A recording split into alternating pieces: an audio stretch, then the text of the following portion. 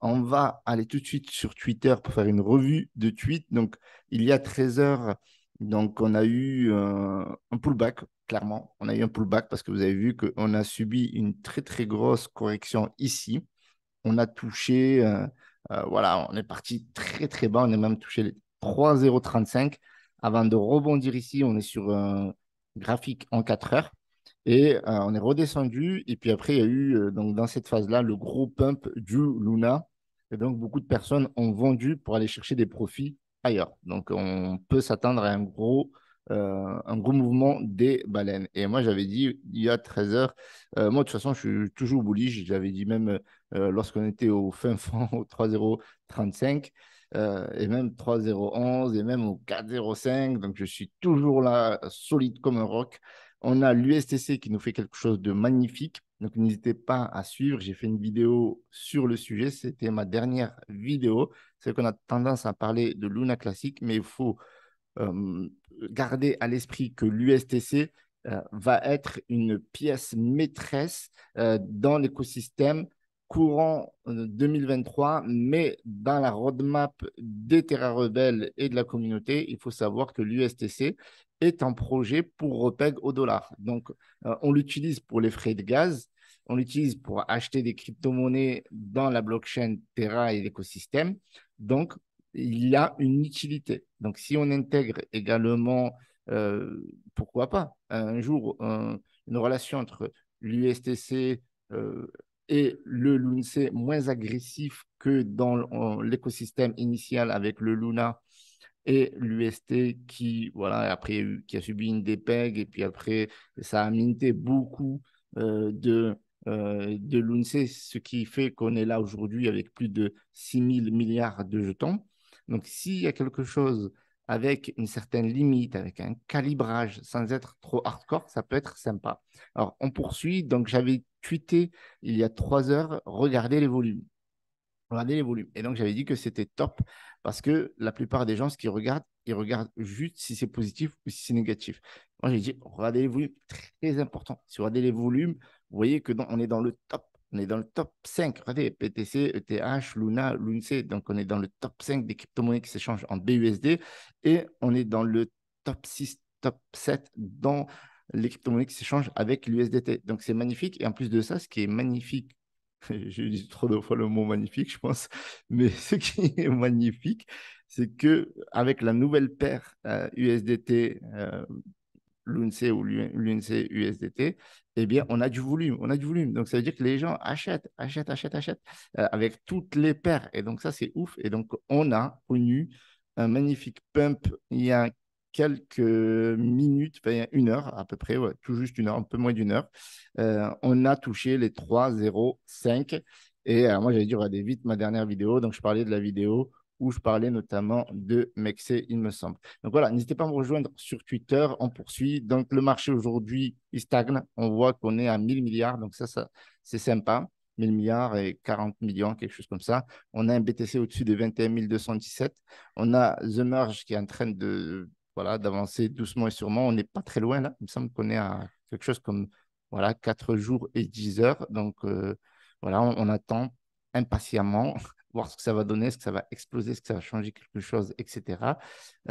Donc là, on va regarder un petit peu le marché. On a du Shiba Inu qui avait fait une petite percée. Et avec ce bear market, eh ben, on arrive quand même en 13e position, ce qui est vraiment pas mal, ce qui est vraiment très, très bien.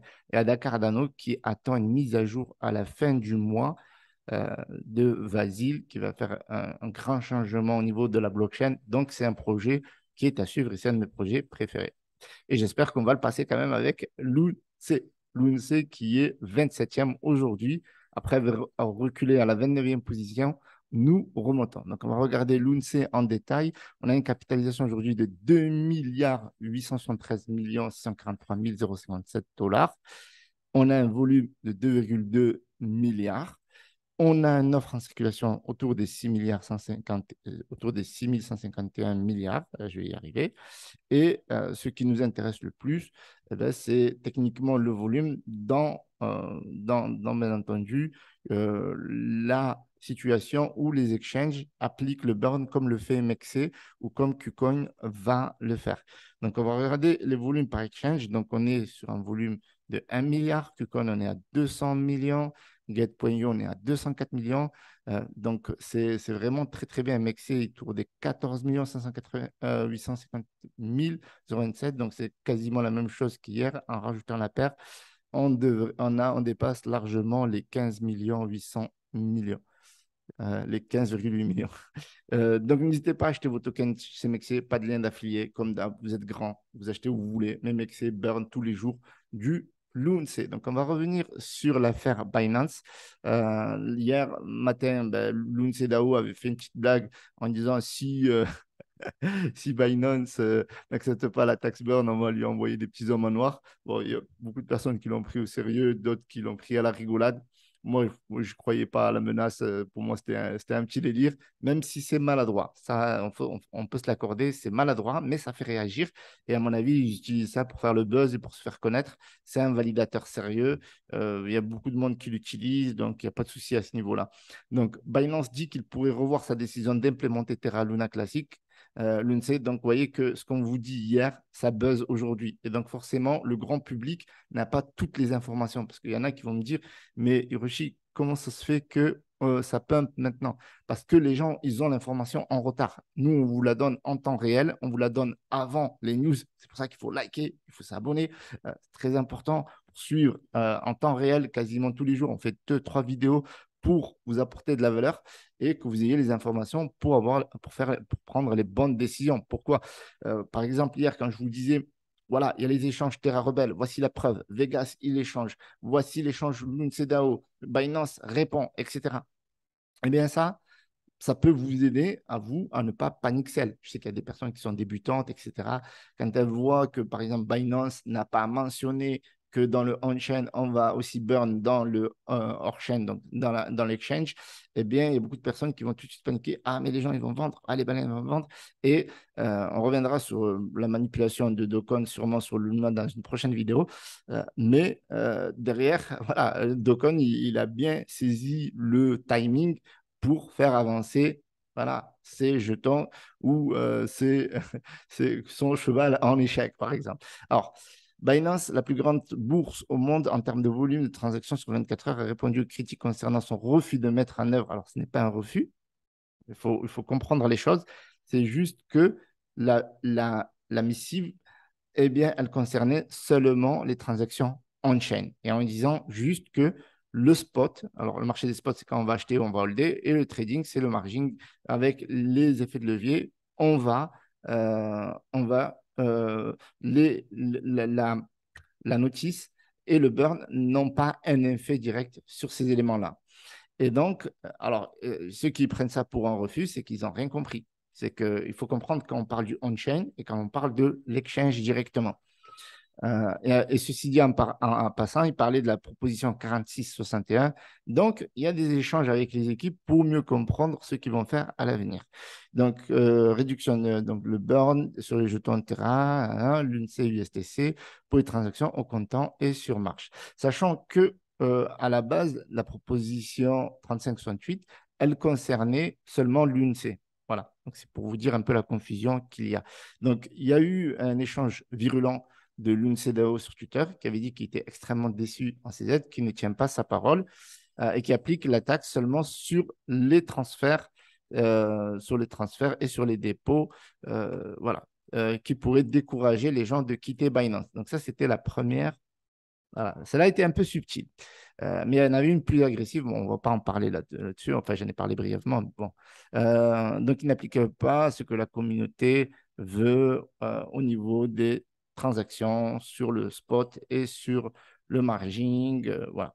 Ce que la communauté veut, en fait. Donc, en citant la source, bien entendu, ce que Binance a répondu, nous avons introduit la taxe burn 1,2% on-chain sur les transactions comme la proposition. Sauf que ce n'est pas du tout le cas. Et donc, ils avaient dit qu'ils étaient en train de revoir leur décision. Ils sont en train d'étudier ça avec Vegas qui a pris en contact avec eux. Et donc, la news, clairement, elle est tombée aujourd'hui dans les news, dans la presse. Et donc, forcément, le marché rebondit. Donc, moi, je suis allé vérifier un petit peu les taxes que facture Binance donc, au niveau des frais de trading. On voit que, bon, il y a certaines promotions. Vous voyez, souvent, si on regarde ici, c'est souvent limité dans le temps. Donc, sur les paires de trading spot PTC, donc il y a 0% de frais. Euh, on a aussi des paires en trading en BUSD, 0% de frais. Donc, il y a des grosses réductions que met en place Binance. Donc, ça, c'est dans le but de démocratiser la crypto-monnaie. Mais sinon, les frais en réalité ne sont pas très chers chez Binance. Quand on regarde un utilisateur régulier, ça veut dire quelqu'un qui détient moins d'un million, 1 million de BUSD ou 0 BNB, eh bien, il paye 0,10% de taxes. Donc là, on est sur le marché spot. VIP, s'il a plus d'1 million de BUSD et 25 BNB, eh bien, il paye seulement 0,09. Vous voyez qu'il n'y a pas un très grand écart entre les deux. Et on voit que là, c'est que pour les clients VIP, vous voyez. Donc, on a différentes taxes en fonction de la situation dans laquelle on est et le nombre de BNB qu'on a et le nombre de BUSD. On a différentes taxes au niveau du margin, des emprunts, des trading, des futures. OK? Donc, vous voyez, là, c'est encore plus différent, 0,02%. Donc, il y a aussi des taxes sur les emprunts, sur les effets de levier. Donc, ouais, ouais, c'est les frais, sur les frais de la transaction. Donc, en fonction de certaines crypto-monnaies, on est parfois, par exemple, sur du AGLD à 0,03%, audio à 0,005%. Donc là, on est sur les emprunts sur marche. Vous voyez que c'est différent, en fait, à chacun des projets, des négociations entre les projets. Vous voyez qu'il y en a une multitude sur Binance. D'accord? Ceci étant dit, là, c'est par rapport à des tokens différents, donc ça ne rentre pas en compte avec l'UNCE. Ceci étant dit, vous voyez qu'il y a différentes taxes en fonction du projet. Donc ça, c'est très important pour nous de comprendre que c'est possible d'implémenter une taxe différente euh, à l'UNCE, par rapport aux autres projets. Donc, il n'existe pas une taxe qui est simplement unique. Elle varie en fonction des négociations entre les projets et Binance. Et donc, la communauté Terra Rebels, euh, Terra Luna classique, Luna, on peut inclure aussi les membres de Luna qui ont du LUNC, etc. Eh bien, le fait de faire pression sur Binance, techniquement, c'est une bonne chose parce que ça fait partie de la négociation, en fait. Et ça, il faut bien le comprendre.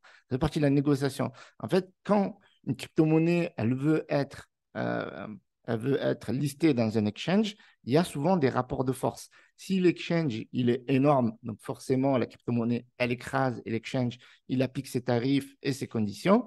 Quand l'exchange, il est tout petit, il a ses barèmes, etc. Mais la crypto-monnaie est donc le projet, le fondateur et sa communauté, ils vont dire, écoutez, nous, on est 5 millions.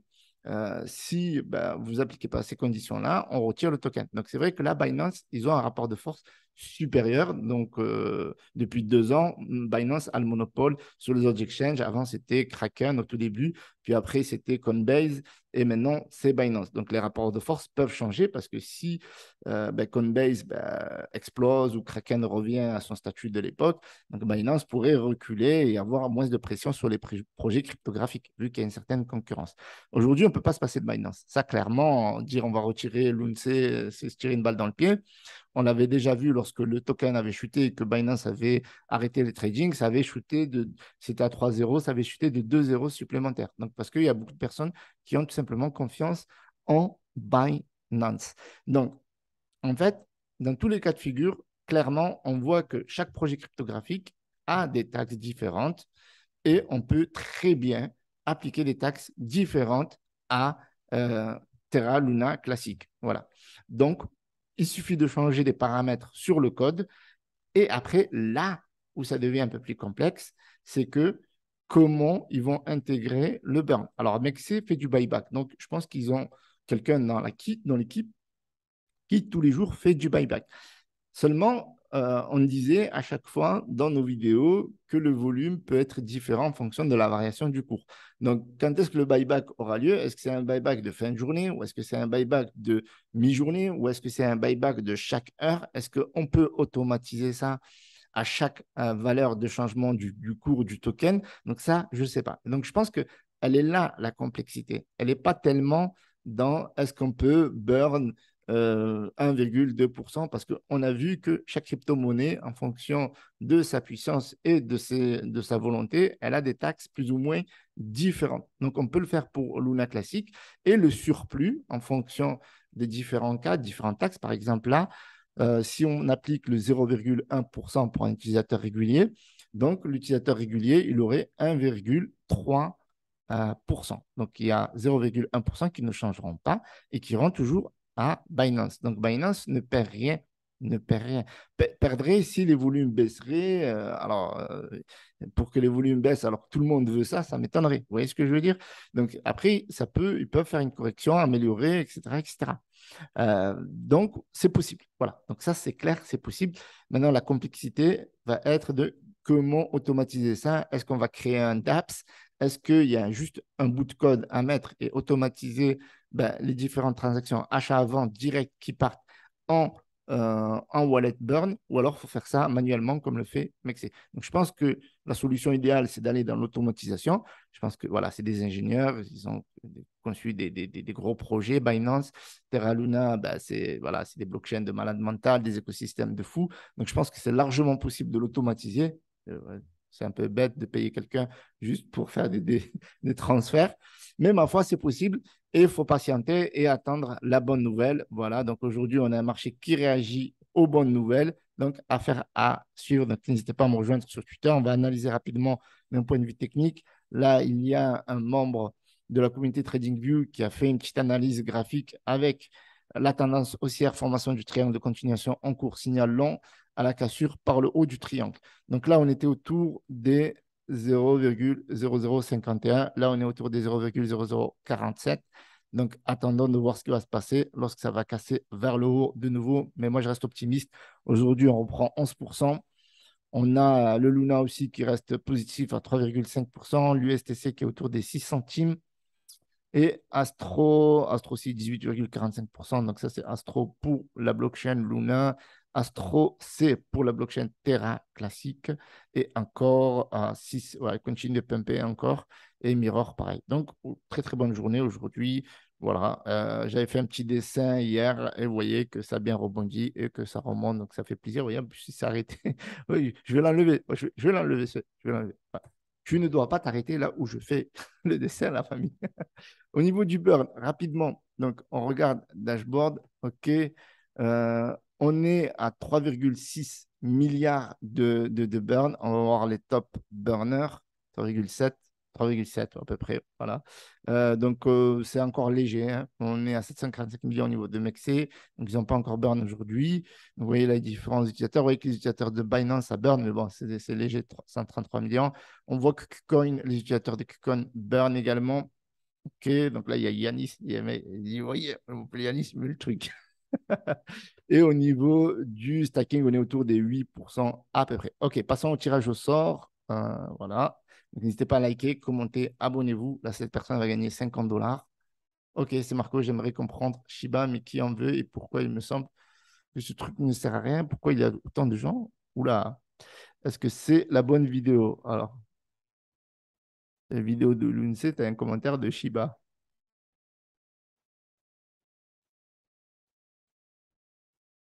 Ok, donc commentaire assez étrange, hein. Commentaire assez étrange. Donc c'est une vidéo l'UNC, donc on reprend, voilà, tac. Commenter, faut commenter, faut pas être hors sujet la famille. Ok, YouTube comment, start. Ok, top projet, hâte d'y prendre part. Ok, c'est Kenneth. Salut, félicitations Kenneth. Alors, merci d'avoir visionné cette vidéo.